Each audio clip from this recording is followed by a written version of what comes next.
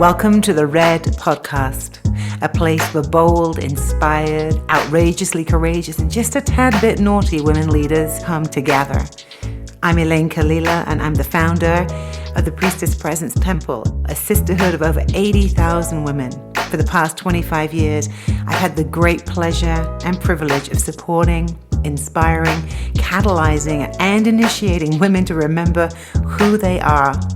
The Red Podcast is a place where you can come to lean into your edges, listen for that which yearns to be expressed more fully through you, and to say yes to the places that probably scare you.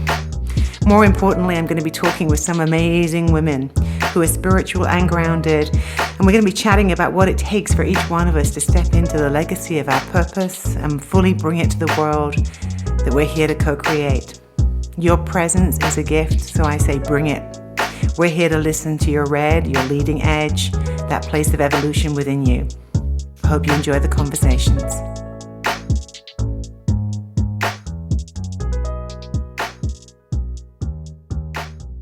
Hello, beautiful ones of the Red Podcast land. It is Elayne Kalila here. Oh my goodness. It has been an aeon. Many lifetimes have happened since I last sat down to record a podcast offering to you. And in the last little while, I've received so many beautiful messages from many of you telling me that you have listened to every single episode of the Red Podcast, of which I think there are about 74 episodes, and that you are wondering when I'm going to be returning. And some of you have listened to them more than once. And for that, I am eternally grateful. Thank you for your attention, for your presence, for being with me in the deeper inquiries that Red has had me on for the last few years. So today I'm returning to open the airwaves yet again, and I have been standing at the threshold of coming back into the Red Podcast for the last few weeks. And if you can imagine this, I've been standing in somewhat trepidation on the gateway of stepping over the threshold to make this recording. And I've felt the pull toward it, but I've also felt this place of, I don't even know where to start. Have you ever had that feeling? Like there's so much that has unfolded in the last year, and it's been about a year since I've made an episode. So much has happened as to why I had to take a hiatus from creating this offering that is directly and intimately connected into the journey of the feminine, the journey of each one of us as we go through our different rites of passage. And you all know, if you've been listening to the Red Podcast over the years, that I've been charting the territory of my own menopausal journey, and I've been talking to other sisters and other amazing women about their journeys through the rite of passage of middle life into this new phase of life. And I will let you know that my journey has not just been a reckoning of one level, it has been a reckoning at so many levels. And I am here in so much gratitude today because I am still here. And this year, when I thought that I was approaching getting better from what had extensively been 2 or 3 years of really some deep health challenges that had been really miring my ability to show up in life and really challenging me and leading me into some very deep underworld work of clearing away everything that seemed to be left in the basement of my own being, particularly around my relationship to my mother, which has been one of my greatest teachers this lifetime.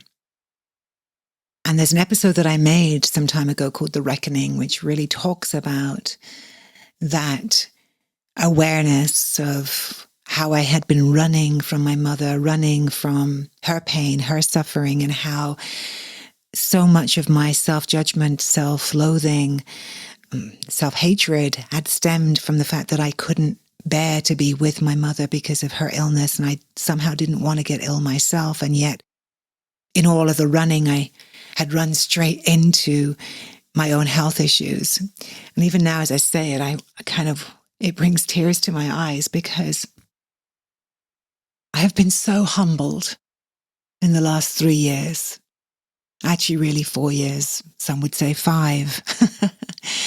And that humbling process is one that I want to talk to you about today. Humility. And I want to talk to you about humility, and that the root of that word, humility, is obviously connected to the root human. And human is connected to the Latin root humus. And humus means earth, of the earth, close to the earth. And so my whole life's journey is about becoming more human, becoming more fully human.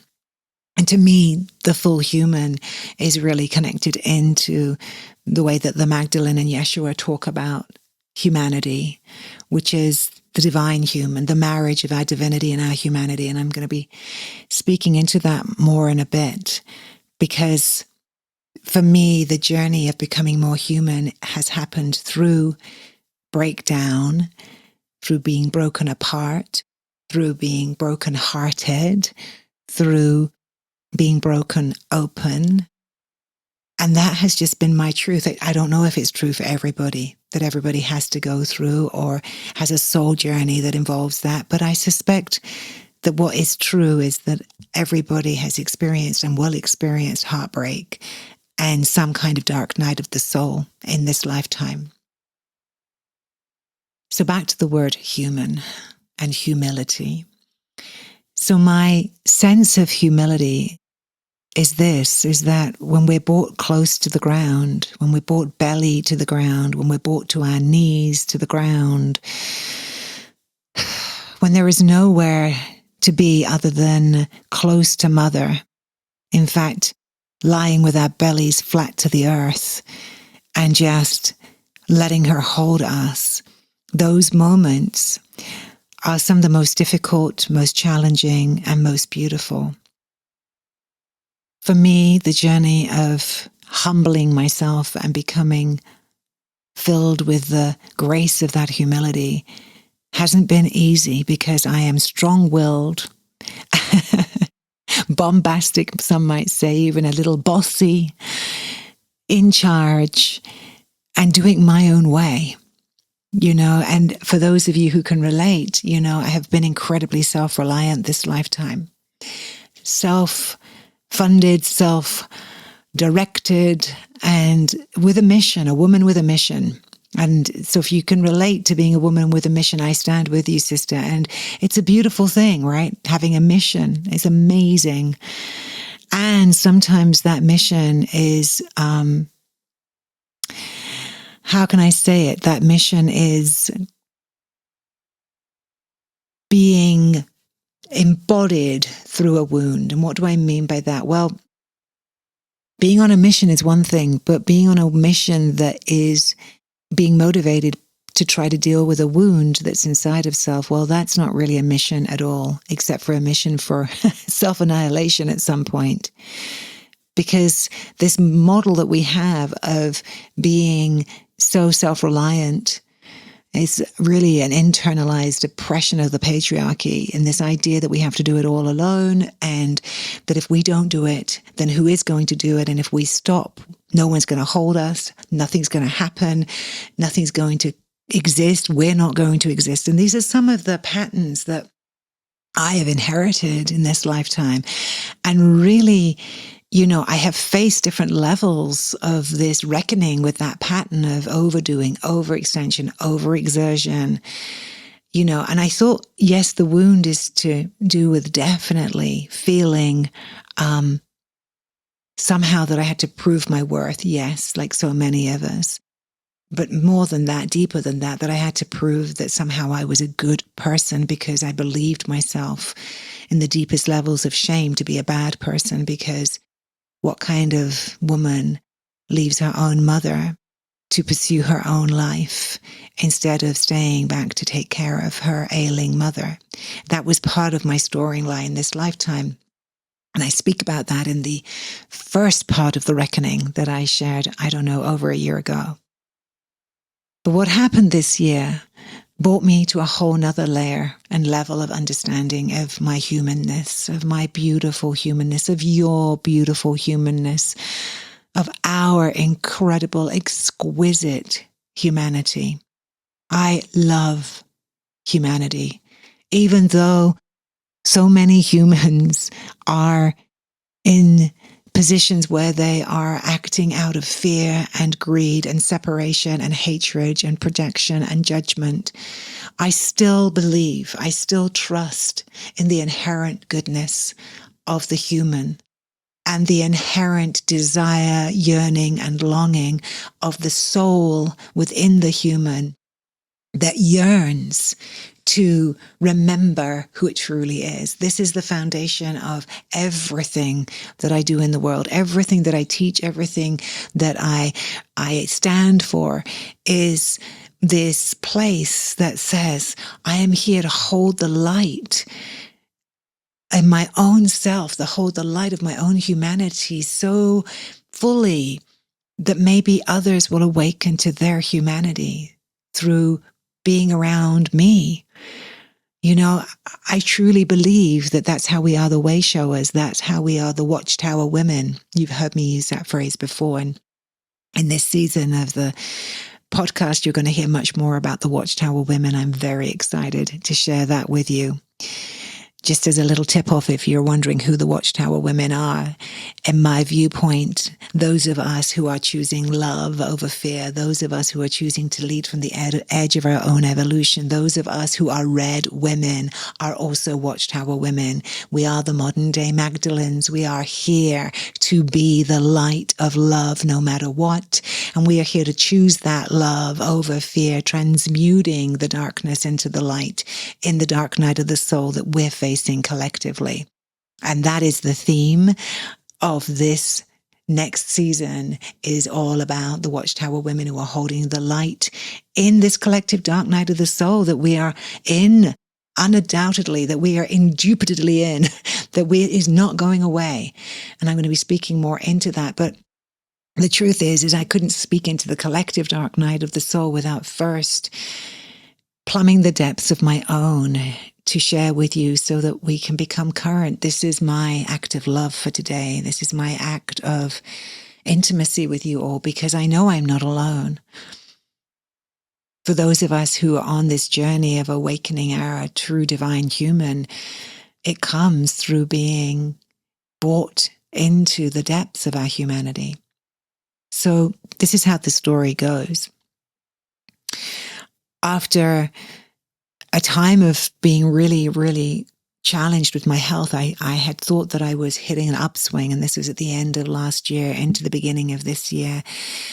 I thought that things were better. I'd been really plumbing the depths and healing on all kinds of levels. I've been working with all kinds of healers and shamans and acupuncturists and Chinese medicine, and I've been addressing all of the imbalances in my body that were hormonal and perimenopausal, and were creating such havoc with my sleep and my energy and hot flashes and, oh, you name it, all the things, including having an autoimmune issue.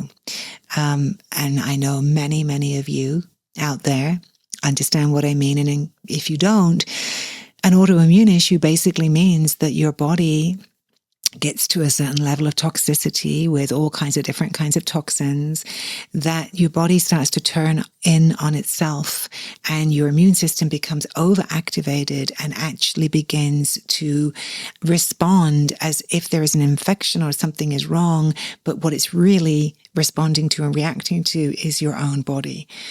And the autoimmune disorders out there are many, many of them that are named and many that are unnamed, are the bane of the Western medical system because they really have nothing for you, because these are, wow, what can I say, deeper level imbalances that require a level of intuition, a level of presence, a level of healing and understanding that goes way beyond the symptomology into an intricate pattern of root causes that span your whole life. And one of my deep beliefs, having transitioned through my menopausal years now, and this is part of my celebration, so here I go, I'm going to announce it right now. I finally made it over the finish line of my menopause journey. You know, they say to be a menopause woman, you must have a year of not bleeding. And I reached that year just recently in September of this year at the grand old age of 57. Charting my menopausal journey for 11 years began when I was 46. And so what I know for sure about this journey is it has been one of the most excruciating, painful, amazing, liberating, empowering, insightful, damned confusing, confounding, wild, untethered and unmoored journeys of my life. And what I can say from the heart of my being, for those of you who may be approaching this, those of you who may be in it, those of you who may have gone through it, wherever you are, if you're much younger, you know, just listen, because what I know for sure is that whatever you, me, had not dealt with up until the moment of my menopausal years, whatever had been in the basement of my being, whatever I hadn't really looked at, whatever I hadn't really faced, including my own mortality and my own dying, was fair game. You know, I actually will share with you all. One of the episodes that I'm going to be giving to you in this season is actually a recording of a one-woman piece, a monologue that I wrote for a show I was in called The Menopause Monologues. And it's all about the funny side and the mythic side of my menopause journey. So I thought at the beginning of this year, about a year ago, that I was getting done. I had done so much work. I was feeling like, you know, I had faced into some of the deepest demons that I could face into. I had really looked at, you know, the things in the basement of my being around illness and sickness and my fear of suffering and my fear of my mother suffering and all of the things. And I was feeling pretty damn good about myself. And then something mysterious started to happen in my body. I woke up one day and my neck was so stiff and I couldn't move my head. And I was like, what have I done to my neck? And I thought I must have gone to a dance class and somehow moved my neck in a direction that it didn't like. Well, then from my neck, it went down into my shoulders. And then from my shoulders, it went down into my wrists and into my hands and into all of my fingers. And then from there, it went down into my knees and the soles of my feet. And all of my joints were horribly inflamed. So inflamed that I was in chronic, acute pain on a daily basis. I couldn't move my hands. They were so swollen in the joints. And it actually makes me want to cry. Because for any of you who've had a debilitating issue in your body, you'll know how confronting it is. So I would wake up in the morning and my hands would be so swollen, the joints would be so swollen that I wouldn't be able to close my hands at all. I wouldn't be able to pick anything up. I couldn't grip anything. I couldn't cut anything. I couldn't hold a spoon. I couldn't make a cup of tea. I couldn't lift the kettle. I was completely incapacitated, and it would take me about 3 or 4 hours through bathing, through hot and cold immersion, through using infrared light, and at times having to resort to using painkillers and, you know, things, anti-inflammatories, which didn't really work, by the way, to try to get my hands moving.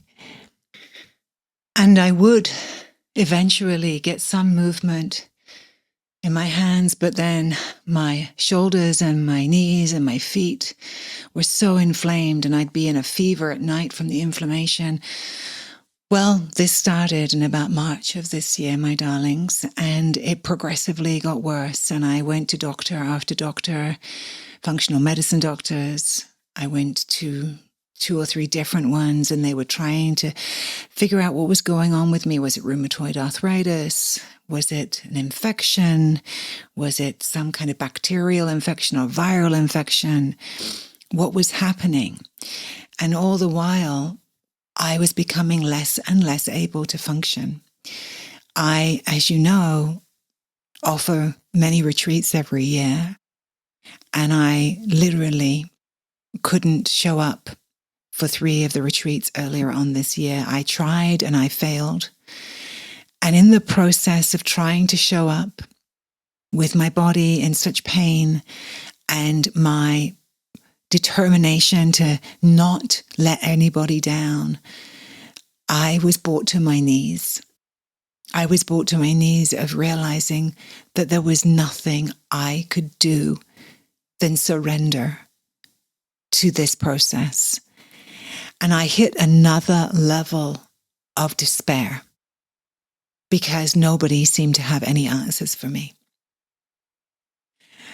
I had gone to one doctor, and she had been working with me on the inflammation, and I was so desperate that in the end I said, let us try the steroids. And so I went on to steroids, only I had an allergic reaction to the steroids and ended up with horrible heart arrhythmia as a reaction that continued. And if anyone's had arrhythmia, you'll know it's really distressing. It's like having a jazz band playing in your heart, not in a good way. And I realized then that I was being shown that the only way I was going to find my way through this was to surrender to it. And so I did. I let myself rest, and I let go of doing the things that I thought I had to do, that if I didn't do them, they were never going to happen. That if I didn't show up, that everything within the Priestess Presence Temple was going to fall apart, that my life was going to fall apart, that everything was going to somehow come crashing down around me if I didn't keep going. And what I realized was that I didn't have a choice. I don't know about you, but when we get to those points in our lives where we don't have a choice, we have a choice. And it's a weird thing, isn't it? Because when we're on our knees like that, and I know most of you will have had experiences like this who are listening, you feel like you don't have a choice, and yet you do, even within that moment. And all I could choose was to lay down. And what I faced into as the dark night of this particular illness, imbalance, initiation, was the part of me that had to deal with the thought of what happens if I don't ever get better? What happens if this is my life now? What happens if I am to have to live with this level of chronic pain and debilitation? What if this is it? And it was terrifying to me, because this was the other level of what I had been running from my whole life, right? Was my mum being in pain and being sick and being in pain and suffering her whole life, me witnessing that.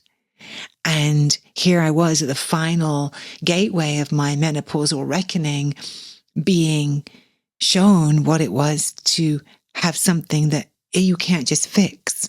It wasn't able to be fixed. There was no pill I could take. There was nothing I could do ostensibly that seemed to make any difference. And I was faced with that moment where I was like, oh my gosh, if this is it, do I really want to be alive?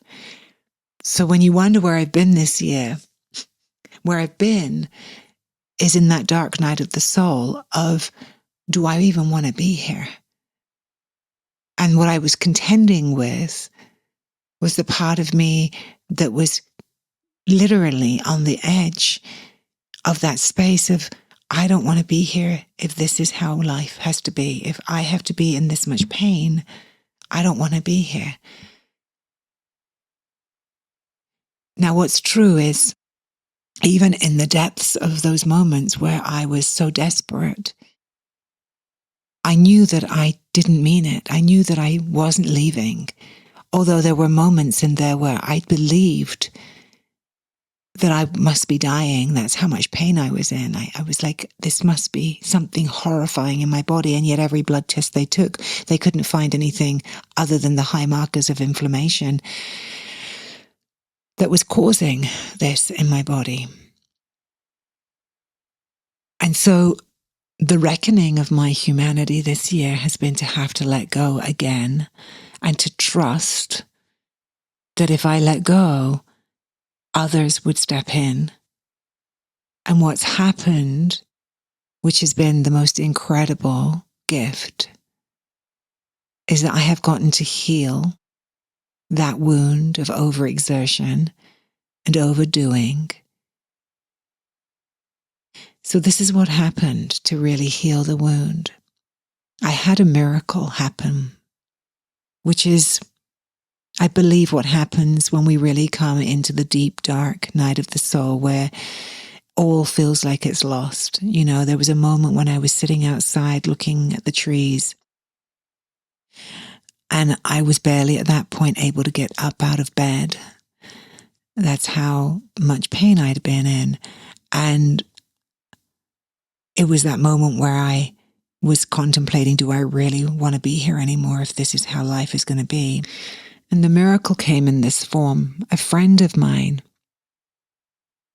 suggested that I talk to a woman that she knew who was a medical intuitive. And at this point, I was so open to receive anybody's input because I was lost. Frankly, I'd been talking to psychics and you name it. I had talked to everybody I could think out of. And she directed me to this medical intuitive, and I had a session with her. And in the session, the miracle that happened was she said to me, I think I have a doctor that you can work with. I think I have somebody who can help you. And I was so at the end of my tether that I would try anything. And so I began to work with this doctor, who's an incredible being.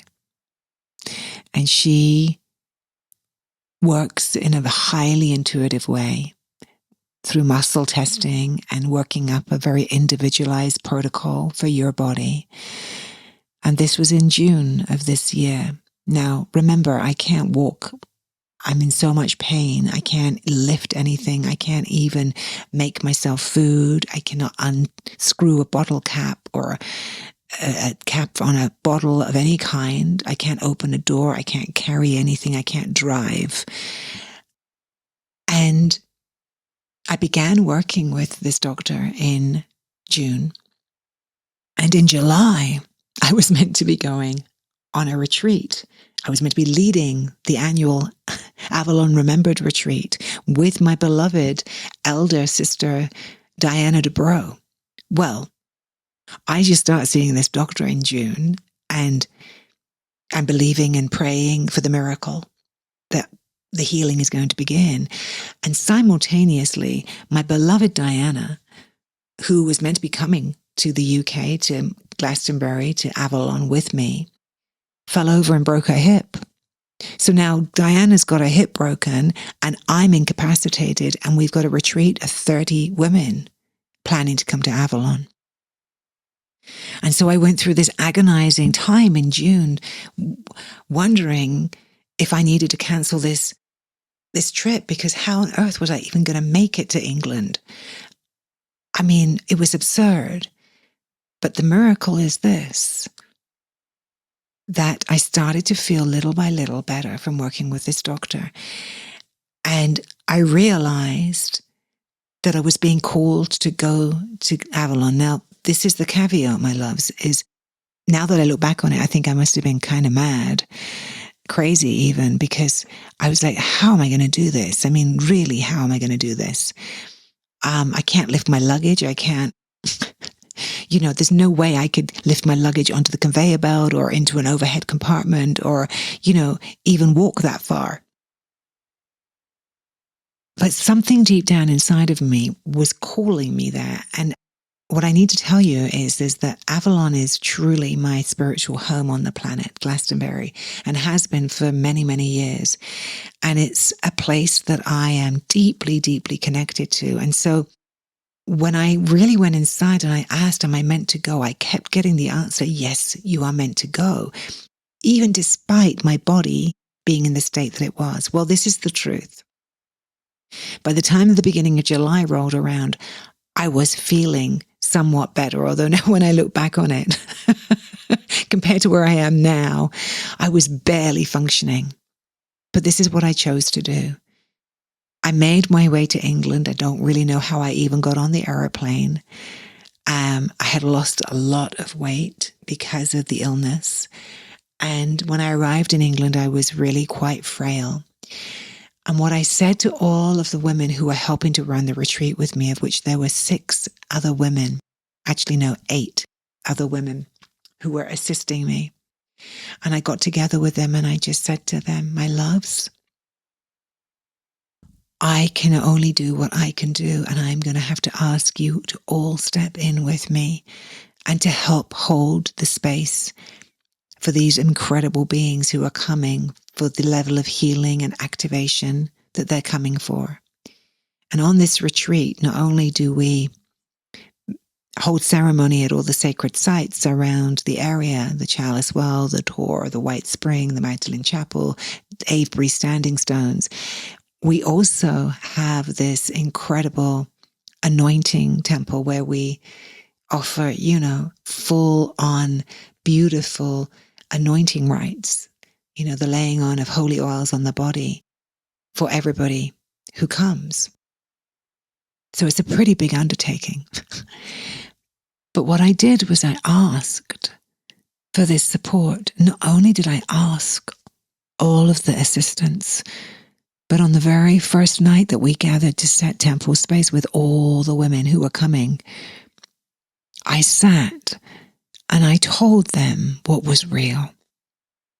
I let them know that it was only by the grace of the goddess that I was there, and that I was calling forth the holy healing balm of love to all of us, but that we were here to co-create this temple together, that we were here to bring our medicine forward, that each and every one of us was here to become the living flame of the Magdalene heart, that each and every one of us was the living temple, and that the fact that I was there incapacitated and unable to be large and in charge was one of the greatest gifts of my life, because what actually ended up unfolding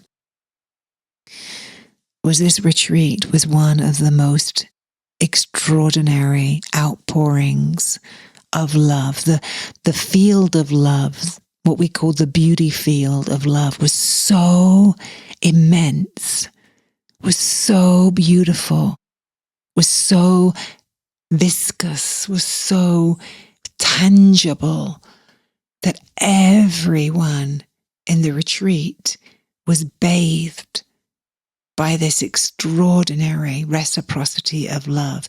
And what I believe is true is that when we dismantle the hierarchy of looking to one person to lead, when we dismantle the patriarchal way of leadership that says I must be large, in charge, perfect, impervious, have all my shit together, when we dismantle that, and in my case, when it is dismantled for you, but when we show up in the authenticity and the truth of who we are, something miraculous happens. And now what happened inside that space was not just that all the women who came to the retreat received profound levels of healing. So did I. So did I. And I truly believe that going to that retreat and choosing to show up in a way where I was immensely vulnerable, but still able to hold my center of leadership. And this is the beauty of the feminine. I truly believe this. is that we have the capacity to lead through the breakdown. We have the capacity to both be in the depth of our emotional truth and raw and honesty and integrity and vulnerability and transparency, and to hold center. This is the training of the Watchtower Woman. This is the training that I've been doing for my whole life. And in some way, this was my graduation. To be able to show up exactly as I was, and to ask everyone to step in alongside me to create the living temple. This is the living temple template of a new earth. I know it is, where everyone gets to be taken care of, where there is more than enough for everyone.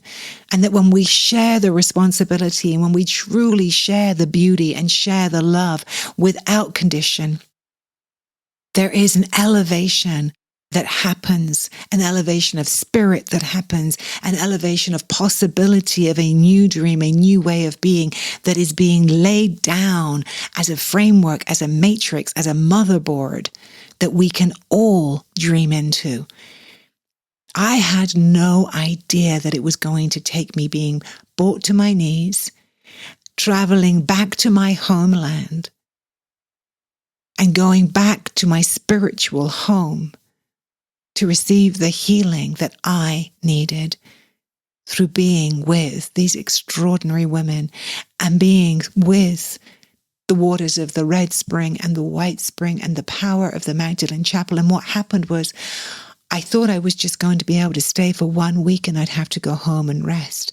But at the end of the retreat, I was so recharged that my life was returning to me, and I was still in pain. And my joints were still swollen, but I could walk up the tour. And I managed to get naked and get into the White Spring and baptize myself. And by the end of the week, I decided to stay another week and then another week. And each of those weeks, my body came more and more back to life. And when I came home from that pilgrimage, I was a different woman. I came back whole. I came back having reclaimed something about this pattern, this lifelong pattern of I must do it, I must hold it all and do it all. And if I don't do it the way that is perfect, and if I don't have everything covered and everything dealt with, then it's not good enough. And that pattern was not just laid to rest, my loves. It was transmuted into something completely different. It was so deeply felt inside of me, this rising up of the gnosis of synarchy, of joint rule, of how the feminine has always led. And how the Watchtower women are every one of us, and we are all holding the life, death, and rebirth portals. We are all holding each other. And the more that we can recognize that, the more that we can come to the truth of that and quit trying to be perfect and quit trying to turn up in this mask of I've got my shit together all the time and nothing bothers me and nothing is moving through me. It's time for that to be laid to rest. In the collective death and rebirth, this system is no longer serving us. And so I can feel how this has been purged from my system, transmuted by the love field, by the pure love of the Magdalene coming through so many beings, coming through the land of Avalon, coming through the waters, coming through the beings that live there, coming through the love field that literally accelerated my healing. And I'm happy to say to you all that the journey continues, because that's the nature of life. It is not done. My healing continues, and it's not complete. And I keep uncovering new layers to work with in my body, in my psyche. And part of this new season of the Red Podcast is an unveiling of my own layers to you, because I know you're in the unveiling of your own layers. And we are in the apocalypse now, the lifting of the veils. And it's what I call the Magdalene pathway through the apocalypse. And there'll be more on that in this season too, because the grand unveiling is happening and the quickening is here. And we are being quickened to such a degree that we will not recognize ourselves. And I believe that this next year, going into 2026, is going to be phenomenal. It's going to be intense. I just listened to my beloved brother in arms, Richard Rudd, who's the founder of the Gene Keys and an excellent human being, speaking about 2026 being the closing of a door, the end of an era, and that he really cannot vision beyond 2026 into 2027. And I'm right there with him. I really believe that we are finding our way to the real end times, and that this next year is going to result in us needing to go deeper and more devotion to our own process of transmutation of anything that is fearful into love. Because when we do that for ourselves, we do it for the collective. And there is so much fear to transmute. There is so much unknown that we cannot touch. We don't know how things are going to shake down. We don't know what will happen. We live in an incredibly fragile ecosystem, climatically, socially, politically, culturally at this moment in time. The veils are very, very, very thin between the worlds. And we must be the lamp bearers. We must be the ones who are willing to go through our own catalytic transmutations. And I don't know what it looks like for you. I just know what it looks like for me. And I'm so grateful. I'm so grateful for the journey. And the journey is not over. And the humility and the humbleness and being close to the earth is such a gift. Because what's real and true in my heart is I am more intimate with myself. I am more intimate with my world, with those people in my world, and hopefully with you than I have ever been. And that is a gift. And I do not overlook the power of that gift. I know that it is why I am here. I have touched that place. And I am so grateful. So that's why I'm returning now, to open my heart to yours, to say, what is it that you've been traveling through, beloveds? What is it that you have touched?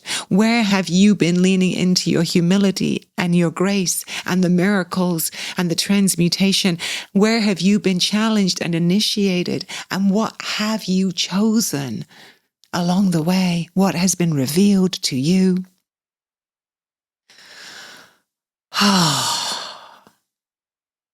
It has taken me many moments of reflection to be ready to speak. And I realized when I was standing at the threshold, the specter of the old pattern of perfection, of knowing, well, what am I really talking about? What's important? How am I going to make this story into one that's collective, not just my personal story? Is it worthy of being shared?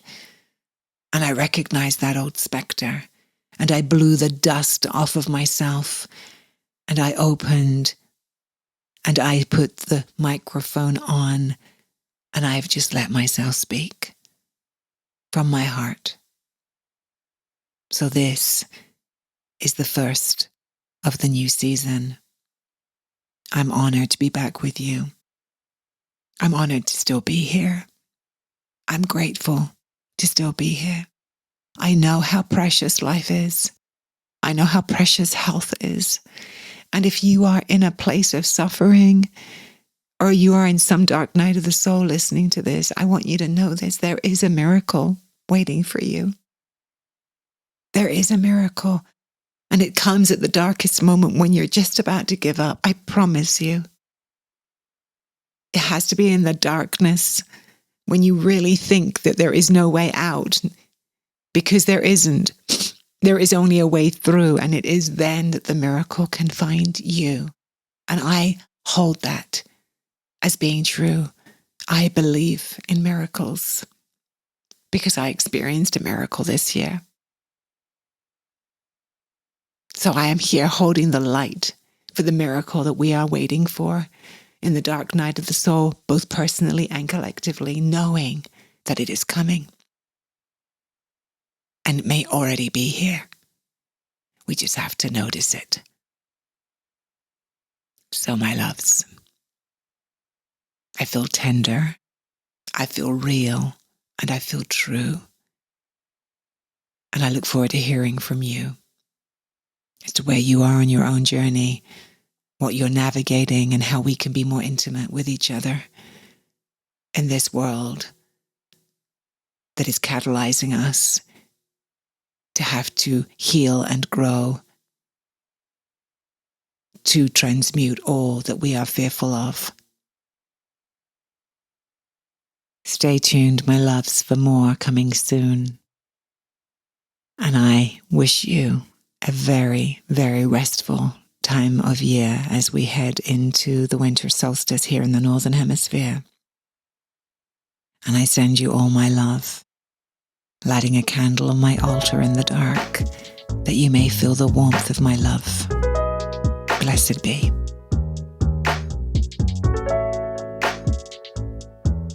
I want to thank you for listening to this episode of the Red Podcast. It's been an honor to have you here with us.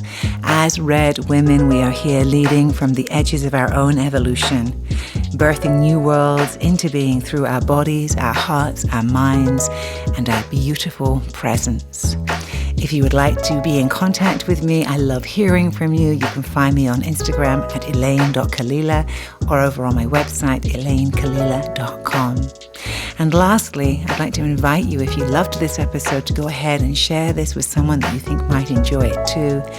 It's through us sharing our hearts with one another and inspiring one another that we reveal our red, that evolutionary edge that is just waiting to be fully expressed in all aspects of our world. Until next time, many, many blessings.